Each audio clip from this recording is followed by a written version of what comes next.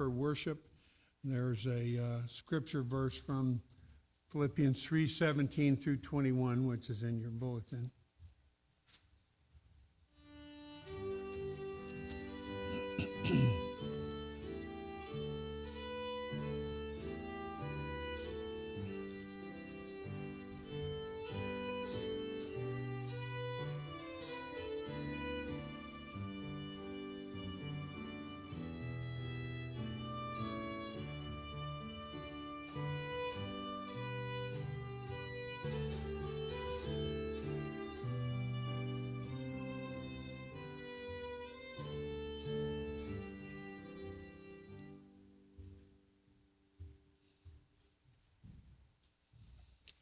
Our call to worship this morning is taken from Psalm 95 and verses 1 through 7.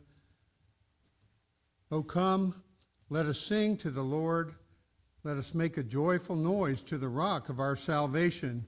Let us come into his presence with thanksgiving. Let us make a joyful noise to him with songs of praise. For the Lord is a great God and a great King above all gods. In his hands are the depths of the earth. The heights of the mountains are his also. The sea is his, for he made it, and his hands formed the dry land. O come, let us worship and bow down. Let us kneel before the Lord our Maker, for he is our God, and we are the people of his pasture and the sheep of his hand. Well, let us worship our God with a hymn of praise from the Trinity hymnal, number 115, All Creatures of Our God and King. Please stand. Let's sing this together.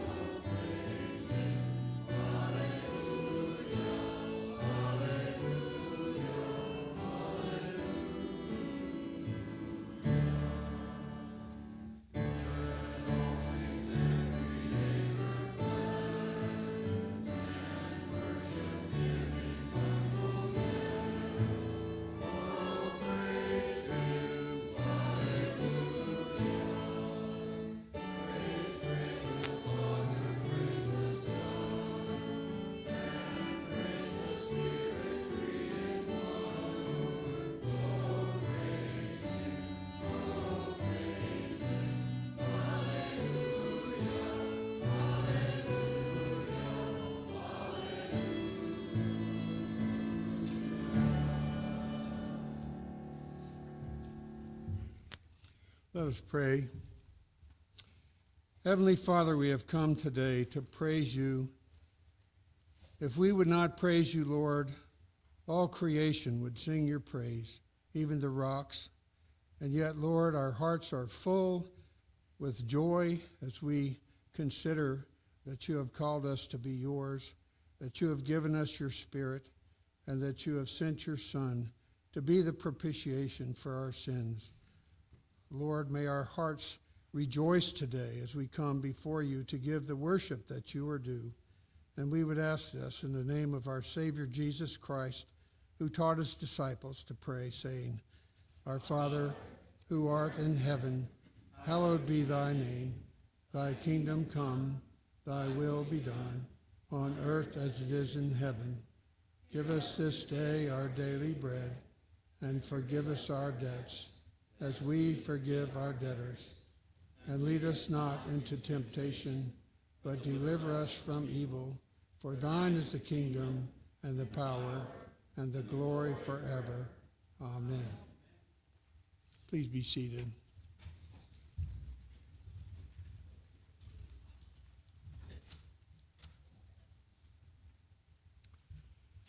As we worship our God, we recognize that he is holy and we are not. And it's appropriate for us to offer confession for our sins before a holy God. If you follow along as I read our confession, please read it with me. Have mercy on me, O God, according to your steadfast love. According to your abundant mercy, blot out my transgressions.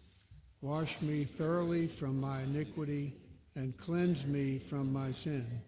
For I know my transgressions, and my sin is ever before me. Purge me with hyssop, and I shall be clean. Wash me, and I shall be whiter than snow. Let me hear joy and gladness. Let the bones that you have broken rejoice. Hide your face from my sins, and blot out all my iniquities.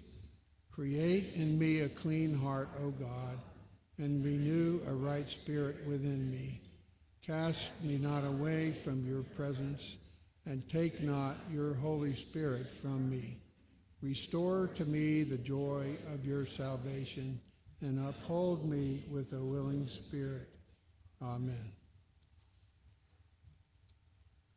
As John Kirkendall read in Sunday school this morning from Psalm 118, our Lord is merciful and gracious, because Jesus lived a life of perfection without sin that we cannot live, and then he gave his life as an atonement for our sin, and our God is willing to forgive us on the basis of our Lord Jesus Christ's life and death. From 1 Peter 2:22-25, he committed no sin, neither was deceit found in his mouth. When he was reviled, he did not revile in return. When he suffered, he did not threaten, but continued entrusting himself to him who judges justly. He himself bore our sins in his body on the tree, that we might die to sin and live to righteousness. By his wounds you have been healed, for you were straying like sheep, but have now returned to the shepherd and overseer of your souls. Thanks be to God. Let's make our confession of faith from the Scots Confession, chapter 1. Please stand and let's recite this together.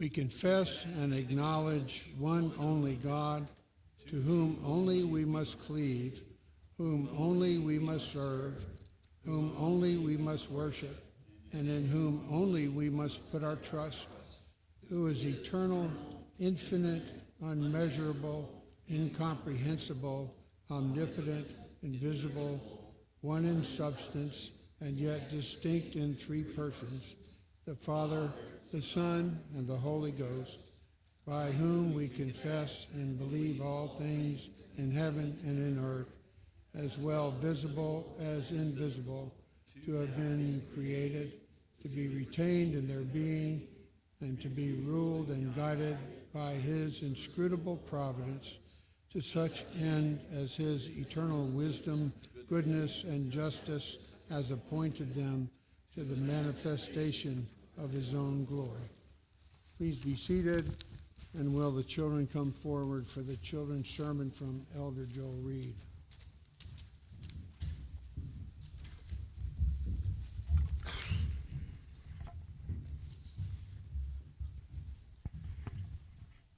All right. Good morning. All right. How many of you have ever been in a play? You have? What did you get to do? Martin Luther. Okay. So you got to put on clothes that made you look like Martin Luther, right? And your job was to try to make people believe that you were really Martin Luther, at least for the time that you were doing that in the play, right? Well, I want you to listen really closely to what Pastor Mitchell reads today from the Bible. We read about a time where Jacob is told by his mom to dress up like Esau so that he can get a blessing from his father that Esau deserved. Now, when we do things of dressing up for a play, we're doing it for a period of time. But when you think about this, about what Jacob did, that is a sin. And it was totally something he should have ignored and he should have turned away from. So we want to remember that there are times where we think maybe this is the right thing to do because it's better for me. But we need to think about what is it that God wants us to do. Let's pray.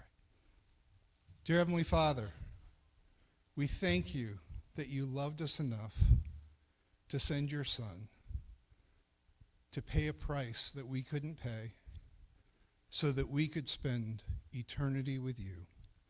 Remind us that we are yours and therefore we should be doing the things that you called us to do, not the things that serve us the best.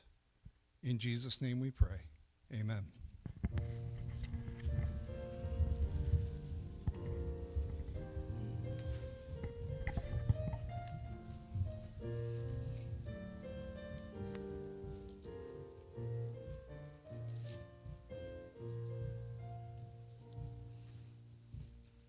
Thank you, Joel, and thank you, Brenda and Crystal, for y'all's music this morning. Our scripture reading for today is 1 Corinthians 9, verses 19 through 27. Invite you to read along in your copy of God's Word. If you don't have a Bible, there are some on the table right back here by the kitchen, and we would welcome you to take one if you need to have a copy for yourself. 1 Corinthians 9, verses 19 through 27. For though I am free from all, I have made myself a servant to all, that I might win more of them. To the Jews, I became as a Jew in order to win Jews. To those under the law, I became as one under the law, though not being myself under the law, that I might win those under the law. To those outside the law, I became as one outside the law, not being outside the law of God, but under the law of Christ, that I might win those outside the law. To the weak, I became weak, that I might win the weak. I become all things to all people, that by all means I might save some. I do it all for the sake of the gospel, that I may share with them in its blessings. Do you not know that in a race all the runners compete, but only one receives the prize? So run that you may obtain it. Every athlete exercises self-control in all things. They do it to receive a perishable wreath, but we an imperishable. So I do not run aimlessly. I do not box as one beating the air, but I discipline my body and keep it under control, lest after preaching to others, I myself should be disqualified. The grass withers, the flower fades, but the word of our God stands forever.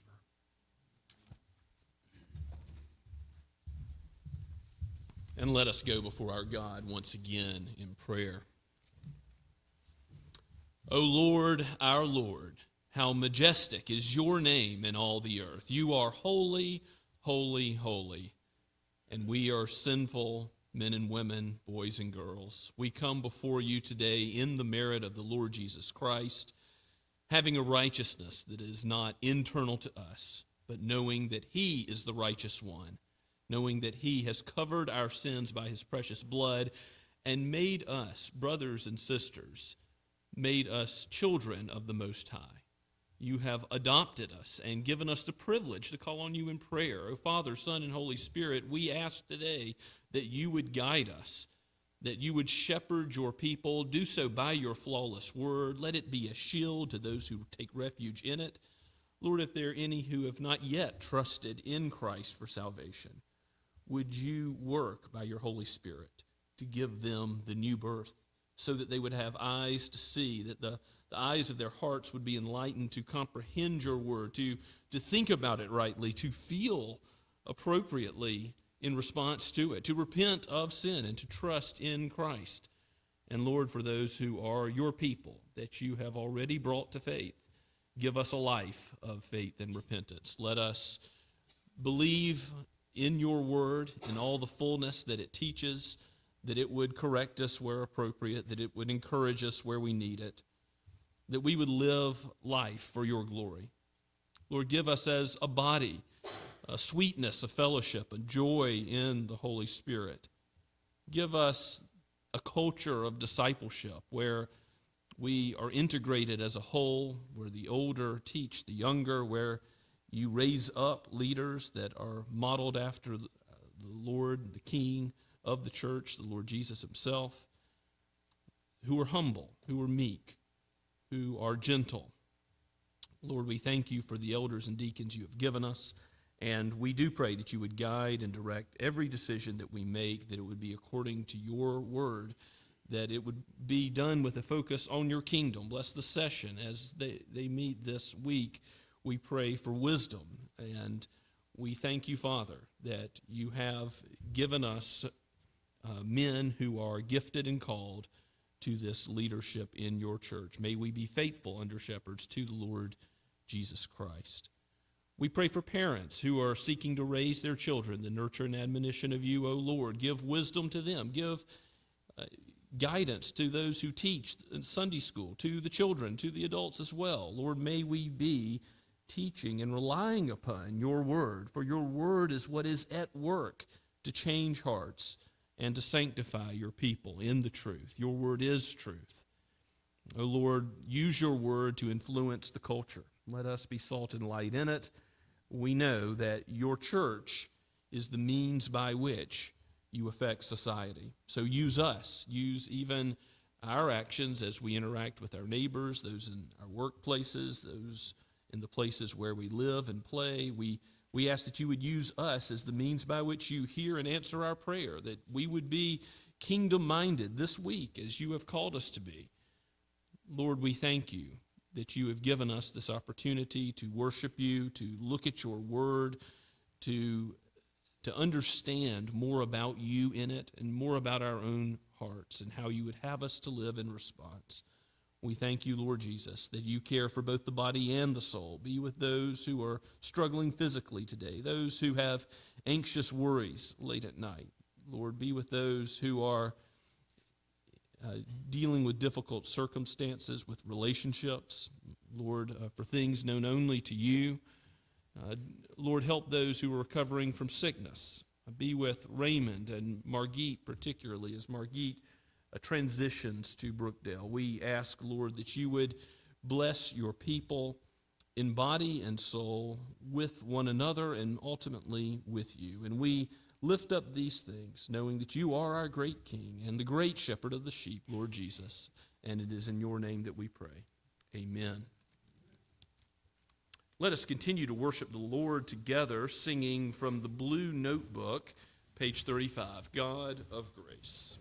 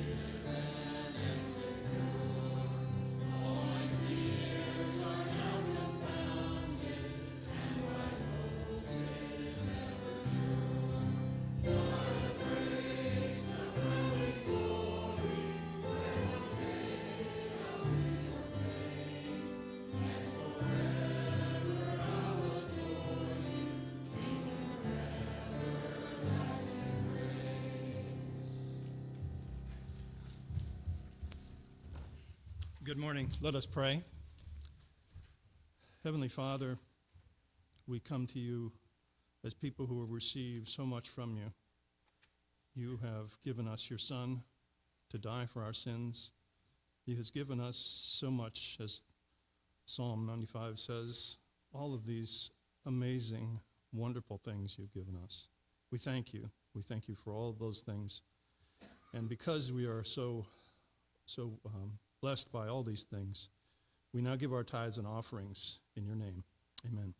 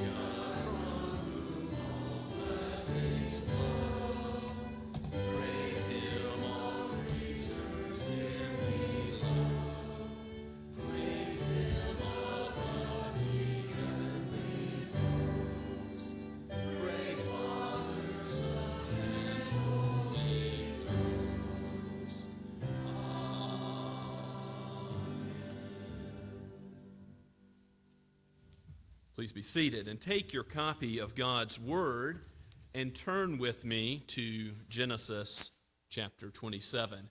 Again, a reminder, we do have the ESV Bibles by the kitchen. If anybody would like a copy just to use for this morning, or if you don't own your own copy of God's Word, we would be delighted for you to take that home with you today as our gift to you.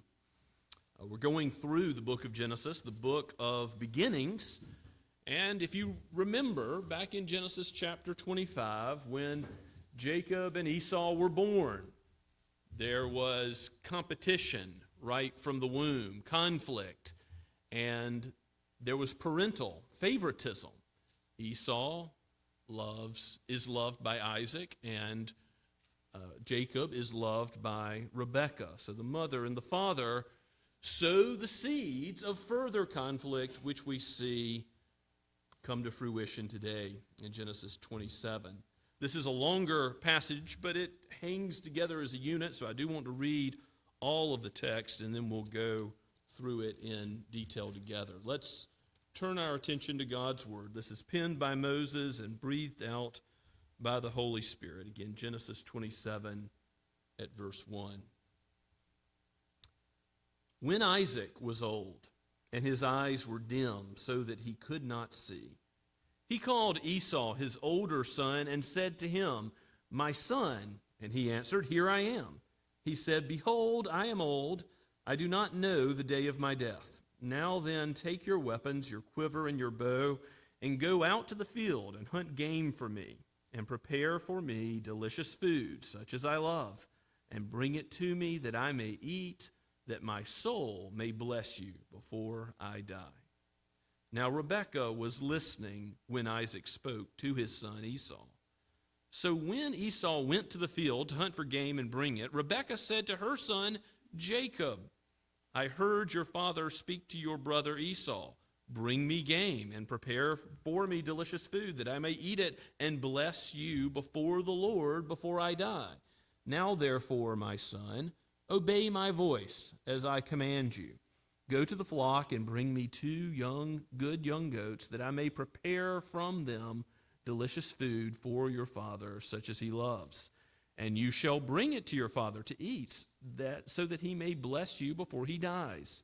But Jacob said to Rebekah, his mother, "Behold, my brother Esau is a hairy man, and I am a smooth man.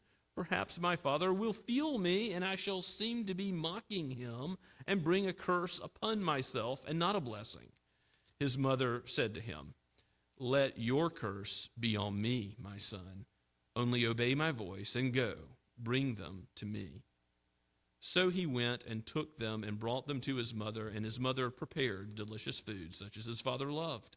Then Rebekah took the best garments of Esau, her older son, which were with her in the house, and put them on Jacob, her younger son. And the skins of the young goats she put on his hands and on the smooth part of his neck.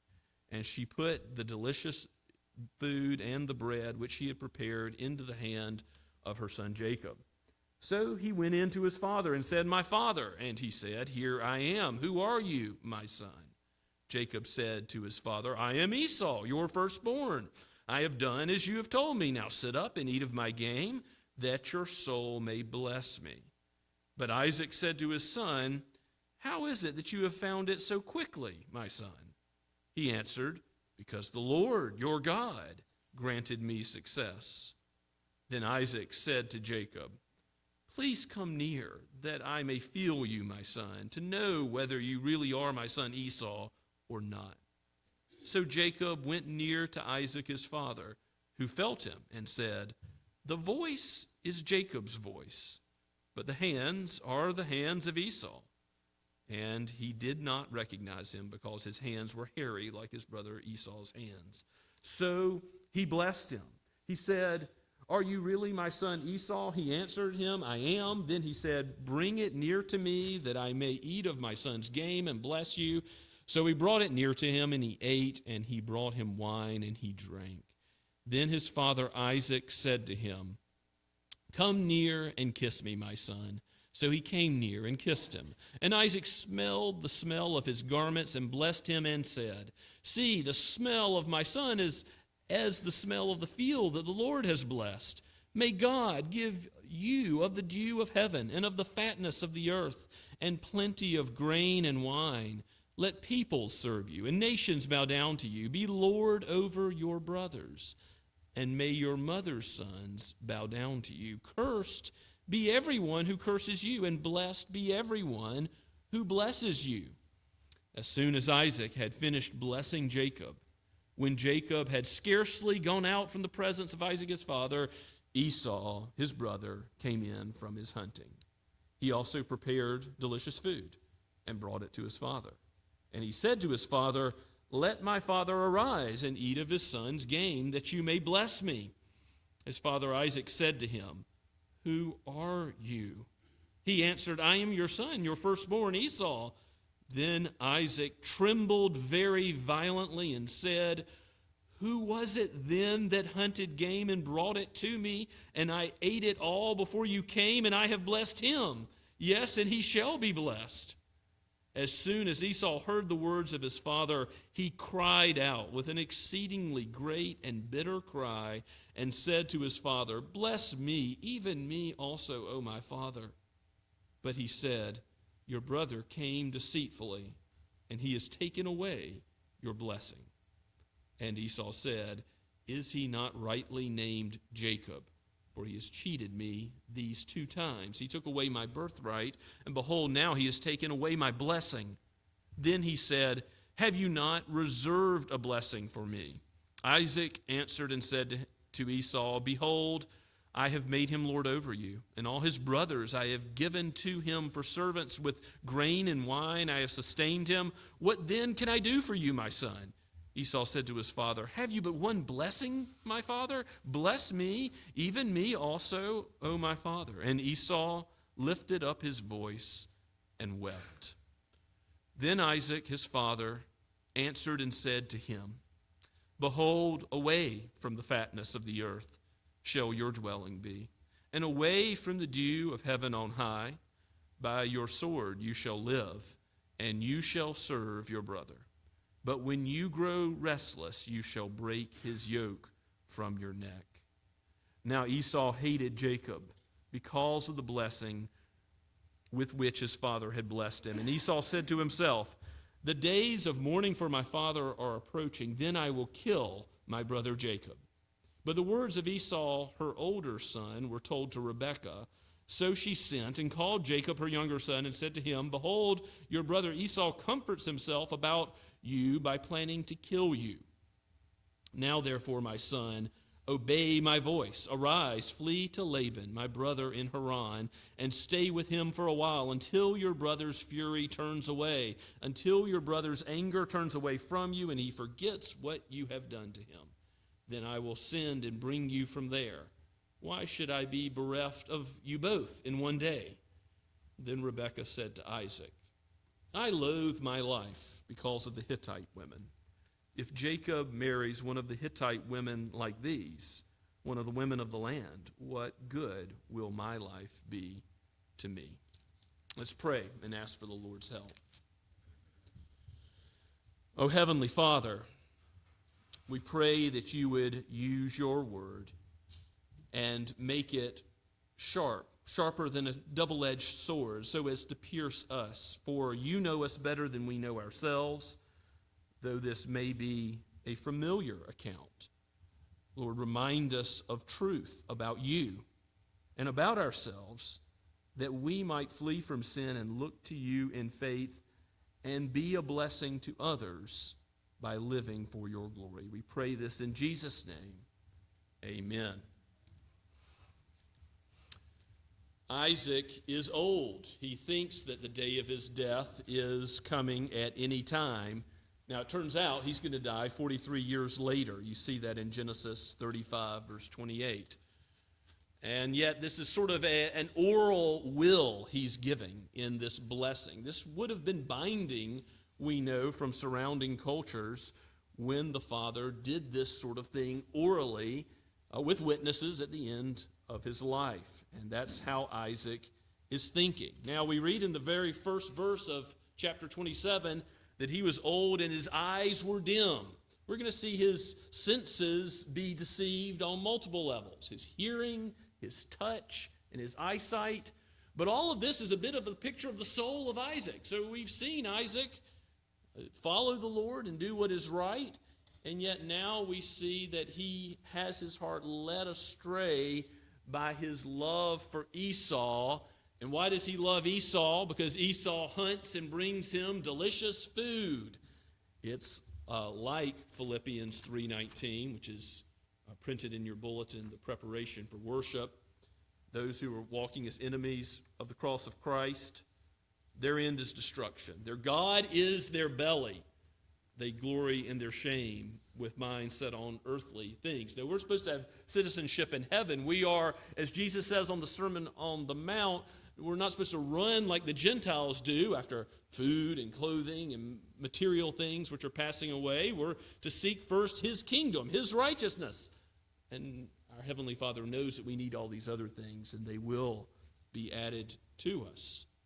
But Esau was a worldly man driven by his appetites, and Isaac overlooks this. Even when Esau marries two Hittite women, we saw that in the end of chapter 26 and the verses that immediately precede our text. And these Hittite women were unbelievers, were idol worshipers. They're leading Esau's heart astray, and yet Isaac isn't aware of the state of his son. he's still thinking because of his worldly gifts, his hunting ability, that he is to be favored. And Isaac even tries to overthrow the will of God, because God has already said the younger will rule over the older. In Genesis 25:23, God has said that Jacob is blessed, not Esau. And God does this at the point of their birth, so that it's established that his will is to bless someone before they have done any works, good or bad. We're going to see that Jacob does plenty of sinful, bad works himself, and yet God is blessing him because of his electing love, and not the goodness of Jacob. But because God is determined to bless Jacob and not Esau, it's wrong of Isaac to seek to confer the blessing on Esau. And Rebekah, Isaac's wife, has a good end in mind. She wants the blessing to go to Jacob, as God has said. And yet the way she pursues it, we'll see a dysfunctional family in motion as she reacts to Isaac's attempt to overthrow God's will.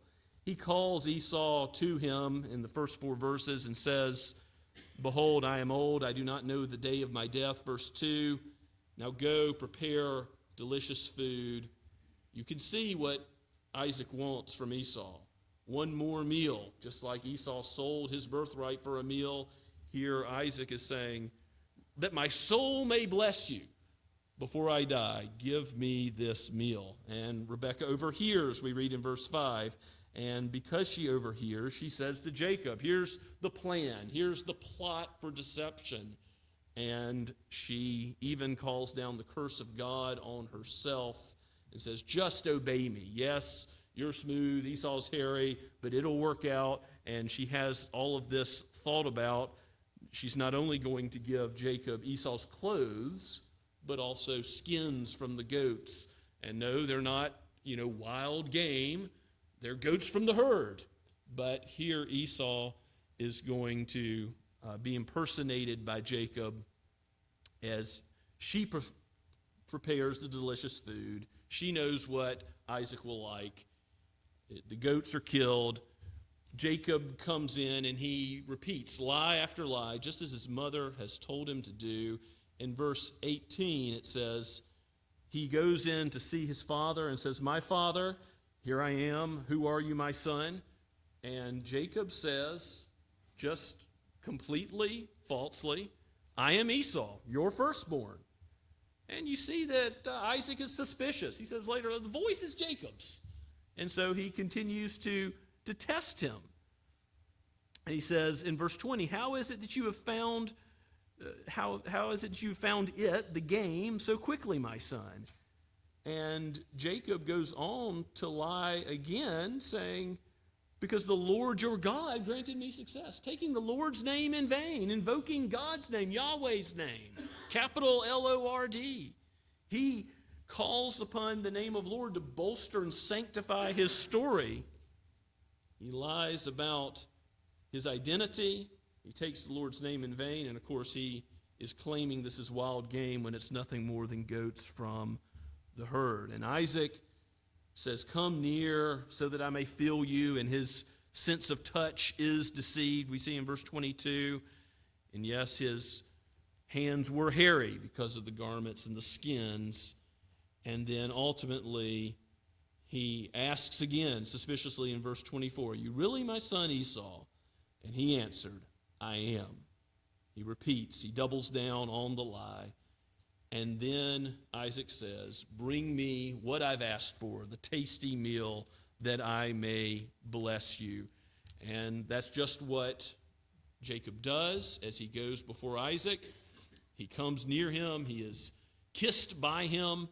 And as Isaac smells the smell of the field on Jacob, on the clothing of Esau that he wears, it's been in the field, and on the animal skins, he begins this blessing with a reference to the field. He says at the end of verse 27, see, the smell of my son is as the smell of the field that the Lord has blessed. Indeed, the Lord brings the harvest, does he not? We thank him for our daily bread because ultimately he sends the rain and brings the growth. This is a right view of God's sovereignty that Isaac has. We'll talk more about that in a minute. May God give of you the dew of heaven, the fatness of the earth, plenty of grain and wine. These are material blessings that Isaac is laying down before God to, he thinks, Esau. He thinks he's upending what God has ordained that Jacob will be blessed, but here God is sovereign and not Isaac. He says, let people serve you and nations bow down to you, be Lord over your brothers. Well, Jacob will be Lord over Esau. And ultimately, he repeats the Abrahamic covenant. Cursed be everyone who curses you. Blessed be everyone who blesses you. You can see that way back in Genesis chapter 12, verse 3.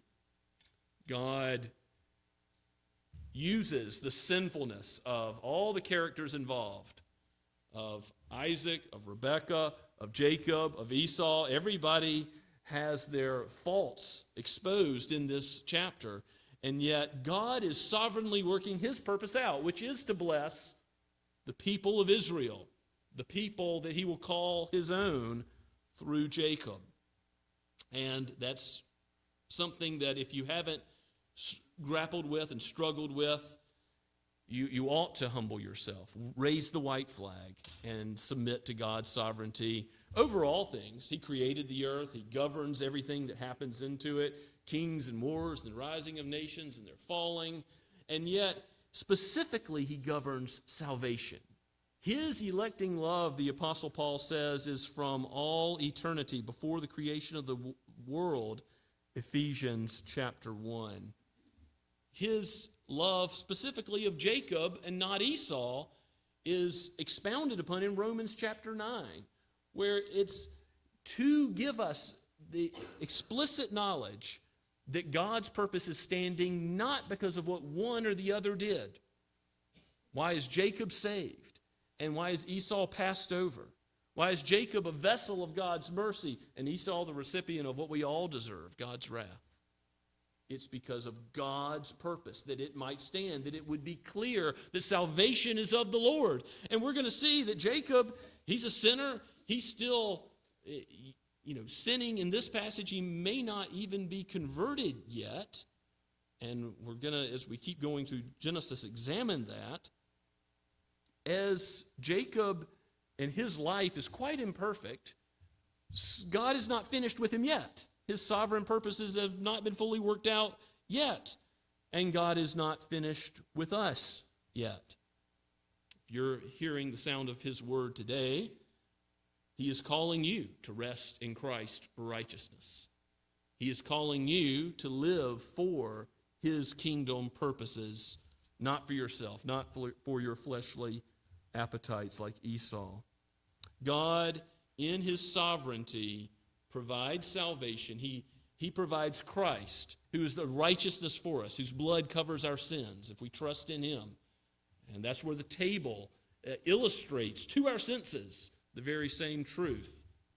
And because God provides what we need for right standing with him, he also provides the process of sanctification, where we grow as Christians and where we more and more understand our sin, mourn our sin, repent of our sin. Now we see an example of what repentance is not with Esau.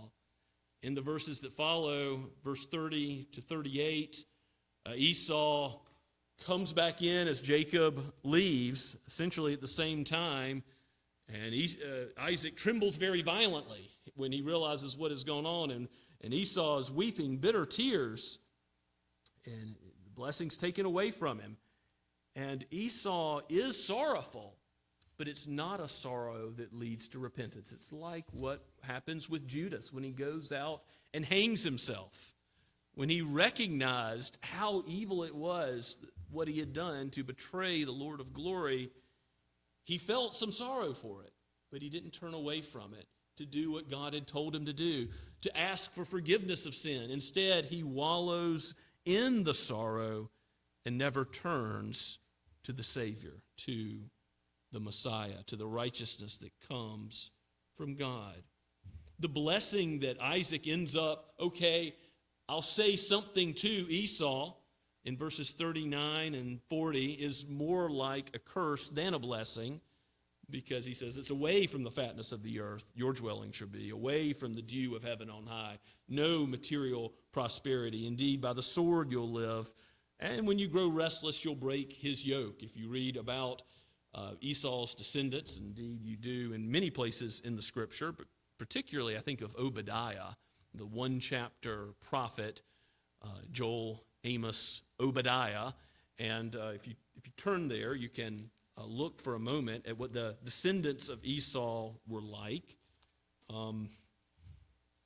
Could read the whole thing, but let's just start at verse 10. Remember, this is in the time shortly after 586 BC when Babylon destroys Jerusalem. And how will Esau's descendants, the Edomites, react to that? Because of the violence done to your brother Jacob, shame shall cover you, the Edomites, and you shall be cut off forever. On the day that you stood aloof, on the day that strangers carried off his wealth, and foreigners entered his gates and cast lots for Jerusalem, you were like one of them. God is saying the descendants of Esau are like the Babylonians. But do not gloat over the day of your brother in the day of his misfortune. Do not rejoice over the people of Judah in the day of their ruin. Do not boast in the day of distress. Do not enter the gate of my people in the day of their calamity. Do not gloat over his disaster in the day of his calamity. Do not loot his wealth in the day of his calamity. Do not stand at the crossroad to cut off his fugitives. Do not hand over his survivors in the day of distress. And interestingly, Obadiah ends with looking forward to the day of the Lord. Ultimate justice will come when Christ comes again, but there is a coming day where God will redeem his people from their captivity in Babylon. But what is prophesied way back in Genesis 27 is true. The Edomites live by the sword, they die by the sword, and they are as bad as the Babylonians in afflicting Israel. Esau begins to hate Jacob, verse 41 says, and that hatred that stirs up in the heart, I'm sure it proceeds to the lips as well, as he discusses with Rebekah what he plans. There's murderous intentions, and one day it would have come out, wouldn't it? Just like Cain and Abel in Genesis chapter 4, that blood against blood, Esau would have sought to kill his own brother Jacob. This is how sin works. Wells up in the heart, then the lips speak out of the heart, then the actions follow. This is the course of sin. And of course, you've seen the dysfunctional family all the way through now. Deception, favoritism, Rebekah wrongly usurping Isaac's authority. She could have said, Jacob's supposed to be blessed and come to Isaac to try to convince him about what to do. But instead, she, like Eve in the garden, tries to take the reins and say, well, my husband's doing something clearly foolish. I've got to fix it. I've got to be in charge. You've got ultimately the height of the dysfunction, the murderous intent by Esau for Jacob. And that's where Jacob gets sent away. Rebekah says, go to Laban. And the story ends with Rebekah loathing life. Why? She says, because of the Hittite women. Remember, she doesn't like Esau or Esau's Hittite women who are idol worshiping. That's, again, a godly concern, which Isaac was blind to because of the worldly gifts of Esau. He saw him in a much more positive light than he should have. But she says, if Jacob marries one of these Hittite women, like while he's away at Laban's, then what good will my life be to me? You see what sin has done. It has wrecked and destroyed the family. Now, maybe your family is not exactly like this, but we definitely can all look at our own brothers and sisters, mothers and fathers, aunts and uncles, extended family, and see the effects of sin, where the fall has disrupted relationships and things aren't as they should be. God has a solution for this in Christ. There will be a new heavens and a new earth on the day of the Lord, where things are made new, made whole, made perfect, every tear wiped away, including the tears that come from broken relationships. Christ is remaking life to be like the garden without the possibility of a fall again. And that's why we must humble ourselves to say, "Oh Lord, I have the hunger and thirst for this righteousness that you can provide. I am poor in spirit. I need your wealth. Jesus, you came to save not the righteous, but sinners." And so those who, as we'll see, Jacob does, Isaac does, come to him by faith, those are his and his forever. To know what this promise looks like on the day of Christ's return. Yes, sin abounds. There's a lot of sin here. But mercy abounds all the more. Christ redeems sinners. And his sacrifice doesn't just redeem the soul, it redeems the whole world that he has made. The cross has cosmic implications as he is making all things new. Let's praise his name and pray together. Father, we give you thanks that you are wise and that you work even in the midst of our sin, of our folly. Help us to have the eyes of faith, to keep them fixed on Christ, the author and finisher of our salvation. And we look forward to the day when there will be every stain of sin reversed and the curse eradicated and the marriage supper of the Lamb. Prepare us now for the table, that our senses would not deceive us, but that we would rest in Christ as he is truly presented in the gospel. Here in these common elements, let us see what Jesus has done for his people, what he will do for us all forever in eternity. We pray all this in Jesus' name. Amen. As we respond to God's word and prepare for the Lord's table, let's sing Trinity Hymnal 247, verses 1 and 2. Stand.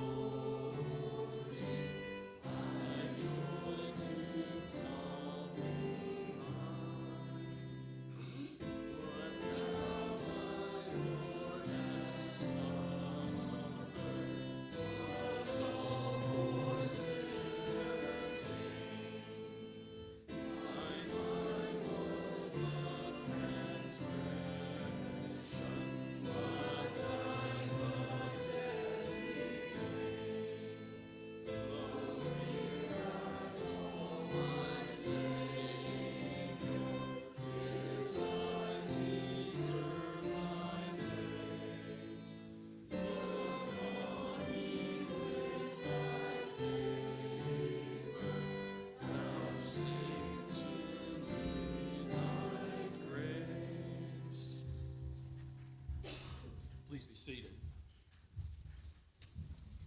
As we come to the Lord's table this morning, I remind you all, this is the table of the Lord Jesus Christ. So if you are his, if you understand that his sacred head was wounded, not for his own sin, for he was holy and righteous, but for your sin, then come to the table. This table is for the weak, for sinners who, like Jacob, fall again and again.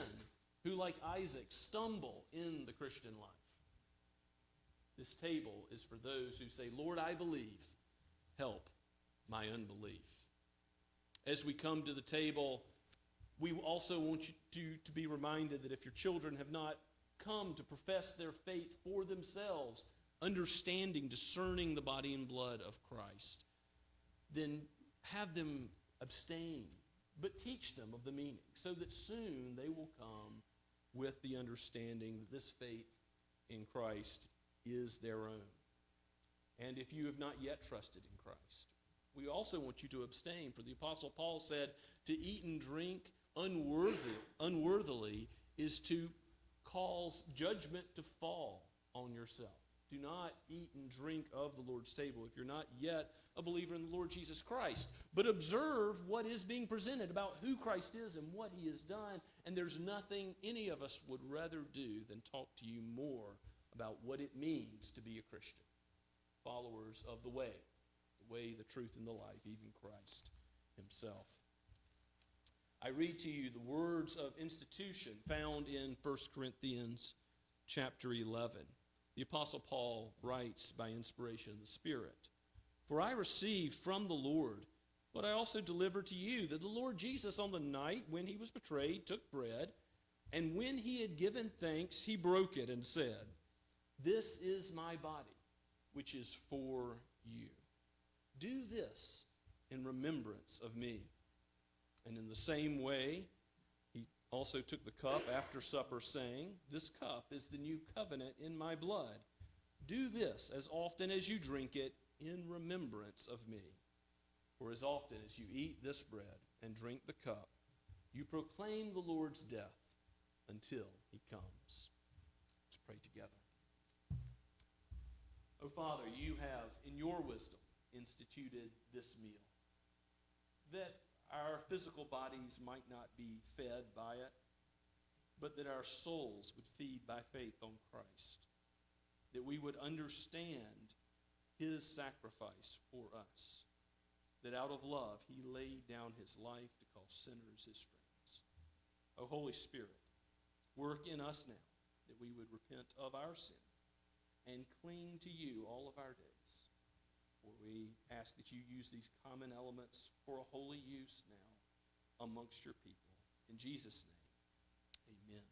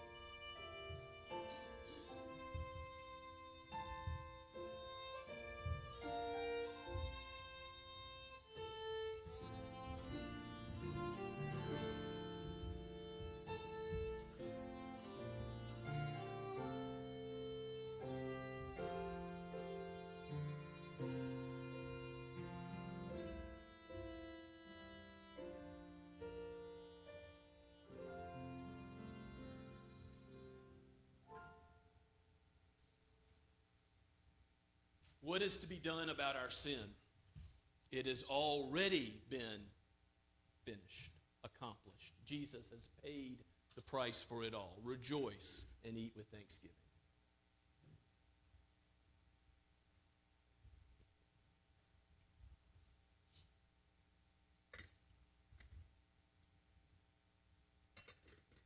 And in the same manner, Jesus took the cup.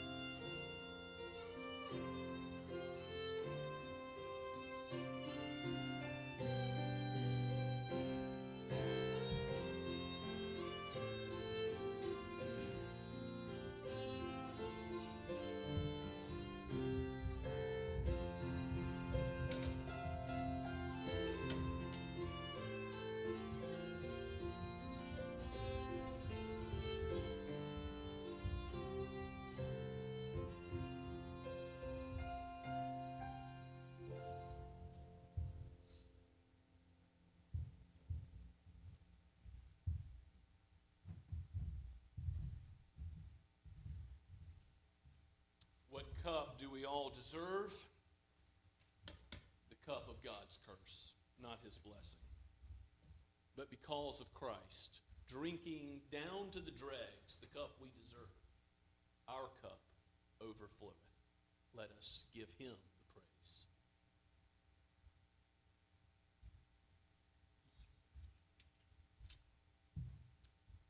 Let us thank God for this meal. O holy God, you have made the provision for sinners. May you use our lives as a living sacrifice for you. Let us take up our cross and follow you, whatever the world may say or do. Let us live according to your holy law, because it is the way that our Lord Jesus has lived for us as the great shepherd of our sheep, who has returned us to you by his life and his death. We thank you and praise you. In his holy name we pray. Amen. And let's stand and sing the final verse of O Sacred Head, Now Wounded.